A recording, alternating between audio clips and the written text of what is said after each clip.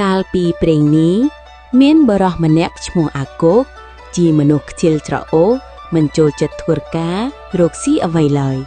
តែមានប្រាជ្ញាខាងបោកប្រាស់ថ្ងៃមួយវាបានទៅតាំងខ្លួនជាគ្រូសិលធម៌និងមន្តអាគមនៅភូមិដាច់ស្រយាលមួយដោយអួតអាងថាខ្លួនចែមន្តអាគមបំបែកធាតុអាចយកថ្មកែច្នៃឲ្យคล้ายជាមាសបានដំណឹងនេះបានល្បីទៅដល់ត្រចៀកសេដ្ឋីម្នាក់ដែលមានចិត្តលោភលន់ចង់មានទ្រព្យសម្បត្តិបន្ថែមទៀតដោយមិនបែកប្រាំងសេដ្ឋីក៏បានទៅជួបគ្រូអាគោកដើម្បីសុំរៀនមន្តអាគមនោះគ្រូអាគោកឃើញឱកាសល្អក៏ធ្វើរឹកពីស្ងប់ស្ងៀមហើយនិយាយថាមន្តអាគមនេះស័ក្តិសិទ្ធិណាស់មិនអាចចេះតែបង្រៀនផ្ដេសផ្ដាសបានទេបើលោកសេដ្ឋីចង់រៀនលោកត្រូវបងប្រាក់គ្រូ1000តម្លឹងហើយត្រូវរៀបចំកន្លែងស្ងប់ស្ងាត់និងម្ហូបអាហារឆ្ងាញ់ឆ្ងាញ់ឲ្យយើងសូត្រធម៌រយៈពេល7ថ្ងៃសិនសេដ្ឋីក៏យល់ព្រមតាមសំណូមពរទាំងអស់ពេញមួយសប្តាហ៍អាគោកដេកស៊ីយ៉ាងឆ្ងាញ់នៅផ្ទះសេដ្ឋីលុះដល់ថ្ងៃកំណត់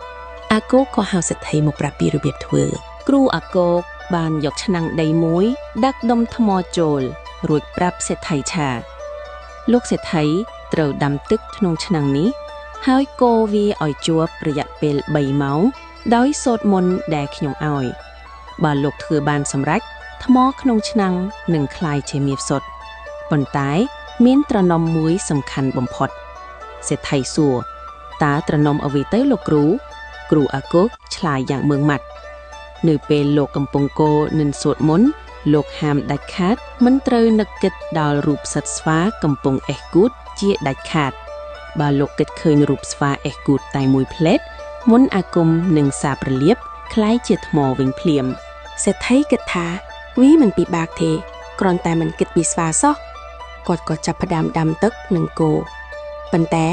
នៅពេលគាត់ចាប់ផ្ដើមផ្ដោតអារម្មណ៍កូរភ្លាមចិត្តរបស់គាត់ក៏ចាប់ផ្ដើមនឹកឃើញរូបស្វាកំពុងអេះគូតភ្លាមព្រោះតែបំរាមរបស់គ្រូនោះឯងគាត់កាន់តែខំមិនគិតរូបស្វាកាន់តែផុសច្បាស់ឡើងក្នុងខួរក្បាល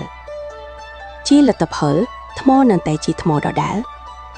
សេដ្ឋីទៅរកគ្រូអាគោកវិញដោយមុខស្ងួតគ្រូអាគោកសួរថាតើលោកសេដ្ឋីមានភ្លេចខ្លួនគិតដល់ស្វាអេះគូទេសេដ្ឋីសារភាពថាខ្ញុំទុកចិត្តមិនបានសោះលោកគ្រូ